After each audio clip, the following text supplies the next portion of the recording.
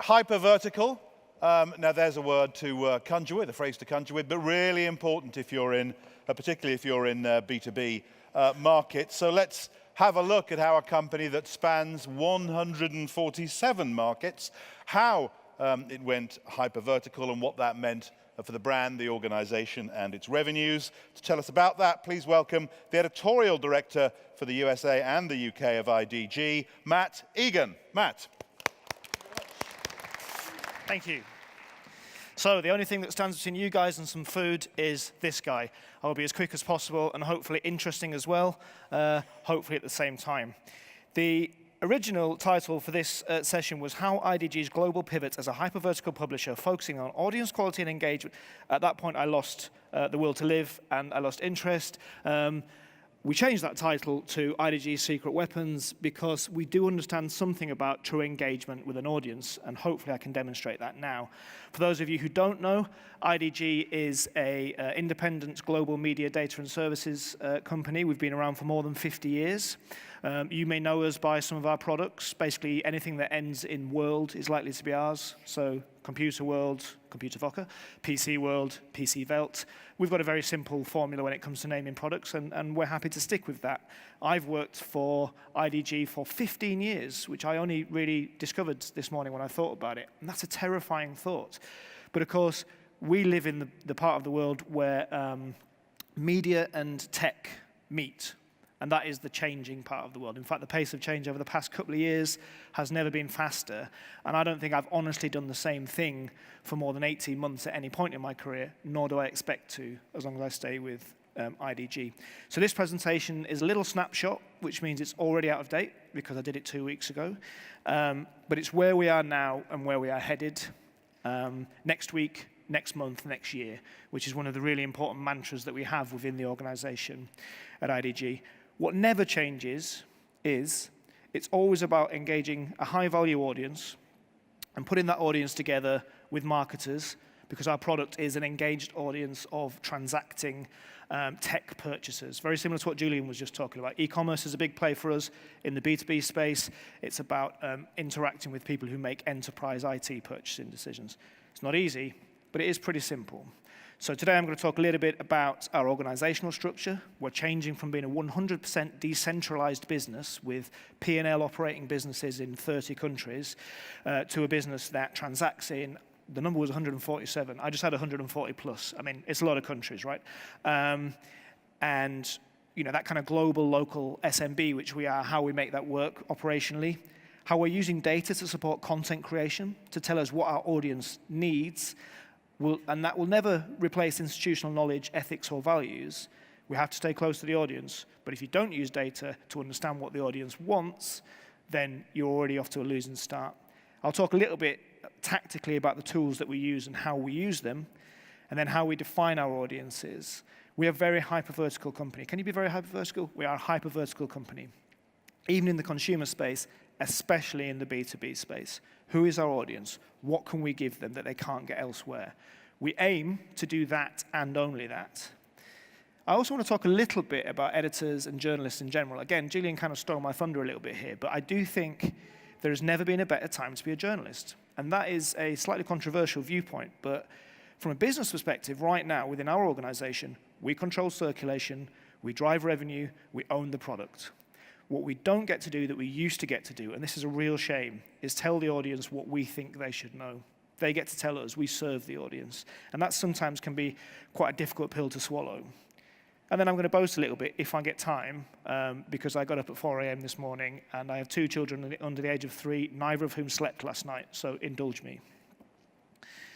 Okay, so this is how we're organized now. It's very different to how it looked a few years ago. We transact in these 147 countries, but we think about ourselves as a business in terms of languages and cities. It used to be that we thought of ourselves in terms of 30 in-country businesses. So by accident or design, history, we've evolved these, what we describe as tier 1 centers of excellence. They're in London, Boston, San Francisco, Munich, and Stockholm. This allows us, with a global team of many hundreds of editors, to operate in quite a lean way. We share our data, our processes, and our knowledge while retaining boots on the ground in more than 30 countries. So we have, for this to be truly representative, you'd also have to have Bangalore, Sydney, Amsterdam, Prague, Warsaw, Seoul, and on and on. We're in every region in the world. We do have people in region because we think that's very important, but it's not a good way to organize to expect everybody to ideate from the ground up in those regions. But it's critical that we remain close to our readers and our customers. Share data, strategy, best practice, stay close to your audience. The intention is never homogeny or translation, but local focus, local sensibility allied to global muscle and a true understanding of global trends and data. Only we know what we know, so as long as we're sharing it properly, we can make insights from that data. So we're constantly looking for increased collaboration across the editorial teams whilst empowering people to remain local. That's an ongoing process. It's not an easy process culturally, but it's a really important goal for us. So we share exclusive first-party data from multiple geographies and disciplines so that we better understand what's working and what's not working. And we unify the data-driven focus across the globe with a hyper-local focus. And by hyper-local, we're talking about both the subject matter, the vertical, and the geography. It's all about retaining unique local flavor to engage with a unique audience, sharing data, analytics, process, and tools. So, it doesn't really look like a strategy. It's quite a nice-looking slide. This is not new. Again, Julian spoke about this a lot. If you can understand the terms which people search, your expert editors can understand those needs that they are seeking to satisfy, and then you can target editorial expertise in the right place. So we're not talking about bots churning out copy or translating things, but again, we're talking about the reader being the editor. The reader decides what they want to know. We provide the information. And the great thing about that is, even if you are as optimized as we are for search, you're actually not reliant on Google. Occasionally you have to answer this question internally. Why are we so reliant on Google for traffic? Well, we are right now because Google owns the search space. But everything we do is driven by values. It's about giving the best possible answer to what people are looking for. So we use analytics data to understand what people are searching and what they share. We extrapolate from that what users need and what they want. And we use our editorial expertise to create content that best answers those users' needs and wants. Then present information to match search terms so that users find it. And the wonderful thing about that is search engines are getting harder to game, and that's great if your values are based around satisfying the audience and engaging with the audience rather than getting a quick hit to smash page views. We measure success and failure, we do more of the former and hopefully none of the latter, and we murder our darlings. This is the critical global change. If no one's interested in the content, if no one's looking for that piece of information or sharing that piece of information, we don't do it. And we're pretty good at it. Our US B2B edit team are always defending around 300 key search terms that can matter only to US-based IT decision makers, which is a pretty small niche. But they're doing that, and they're doing that data-driven work in brands that have been trusted and engaged with for more than 50 years by our audience, which is a pretty compelling sales story. Lots of people do the data stuff. Lots of people have the traditional media stuff. We're combining the two, art and science, all being well. So tactically, how do we do that? Well, we have our own first-party analytics, very important. GA360 is our global analytics partner. We also use BlueKai, various other analytics partners. We closely study our own data and data segmentation to understand what our audience is doing both on our properties and on the wider web. And that includes things like job titles and engagement metrics. We're much more interested in what a CIO is looking at on the B2B side than we are in what page has got the most traffic. We use third-party data platforms. The list is quite long. It's going to get shorter, but we use SimilarWeb, MozPro, Systrix, Searchmetrics, various other tools. We use platforms such as those to understand both what's happening on rival publications within our space, to understand what those rival publications are, because the way we defined ourselves in the old day was who was competing with us on the supermarket shelves. These days, people look for the same information on apple.com as they do on macworld.co.uk, and that's a real challenge for us.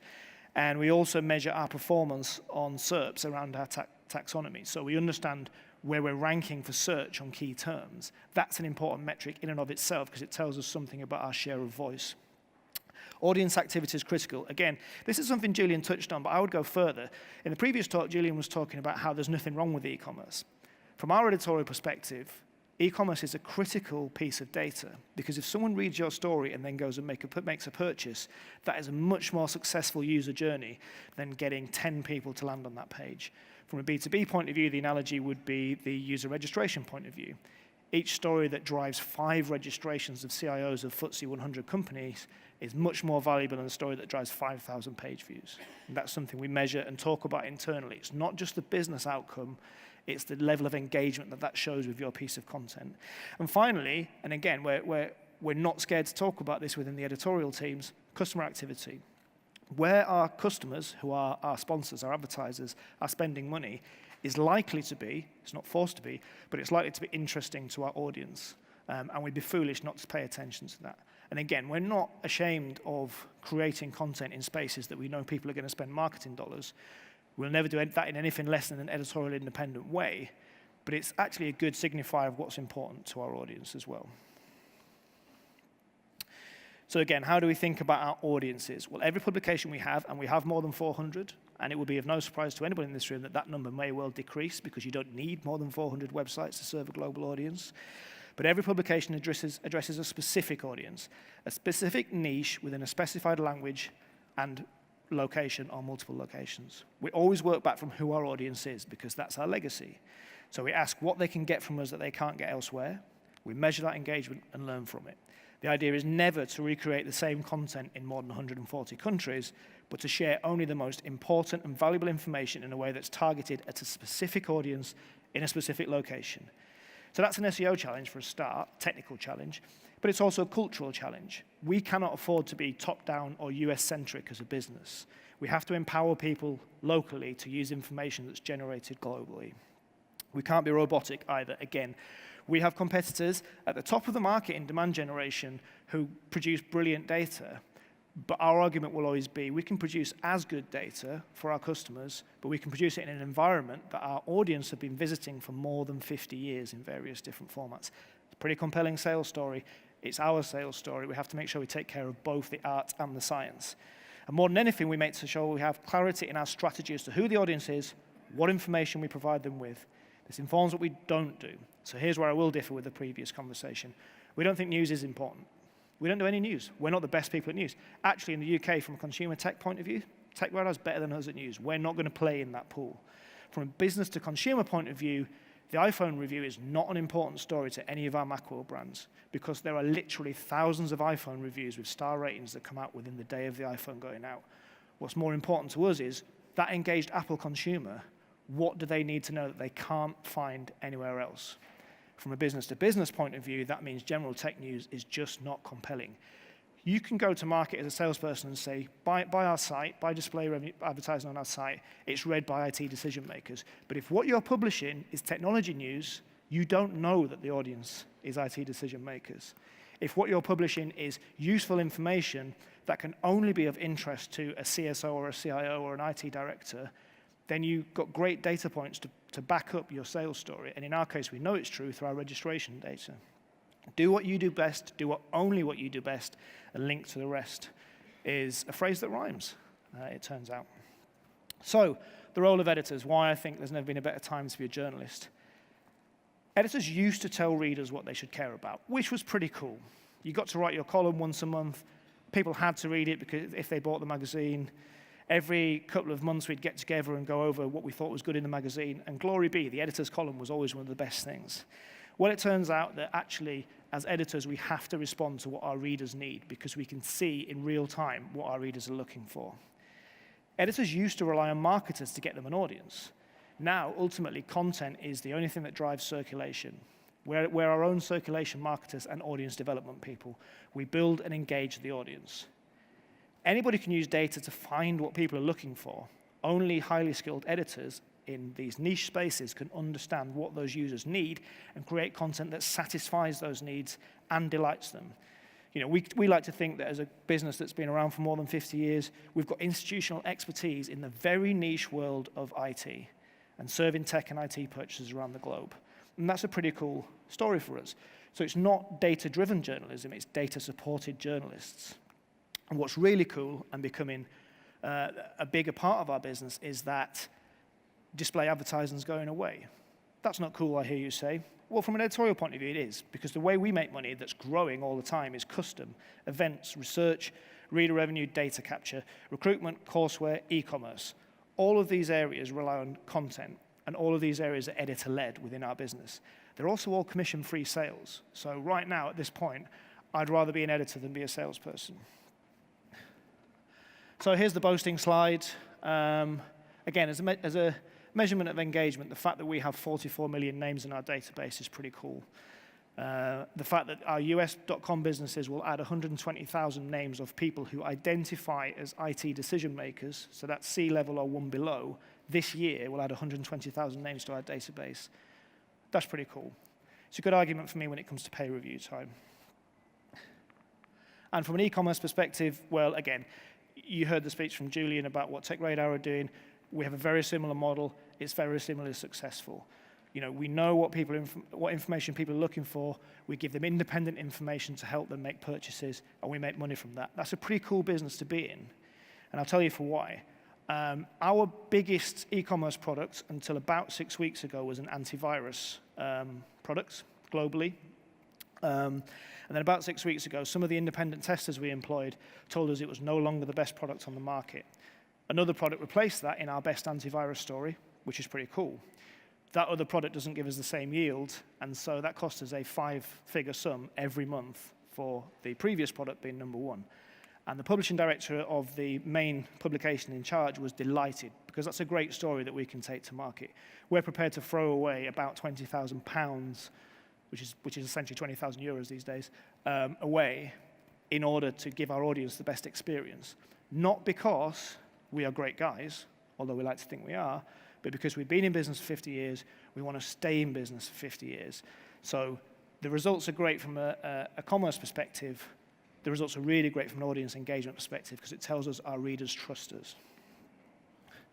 So one final thing to briefly talk about is how we take this into new markets. So we didn't have anything in French until very recently, but what we did have was this excellent set of data, which is what our English language, German language, Swedish language, Korean language, and Spanish language products, what stories were resonating on those products. And we discovered by this model of close collaboration that the top 10 most revenue-generating pages were almost identical across those publications.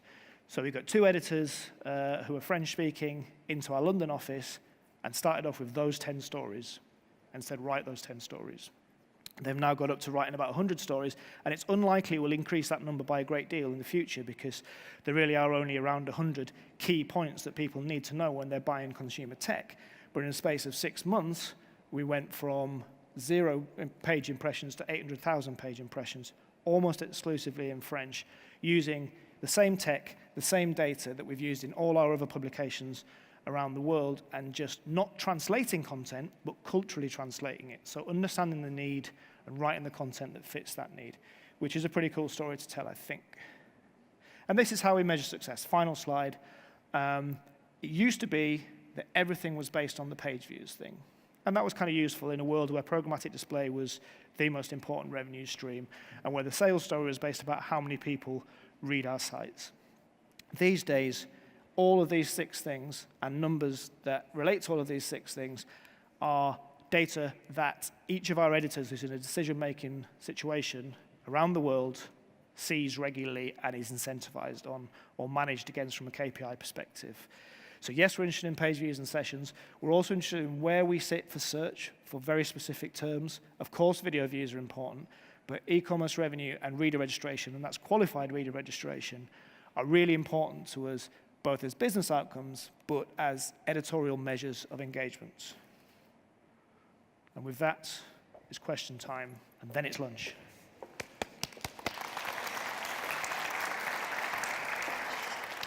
Matt, thank you. Can we just see quickly if there are any questions from the audience?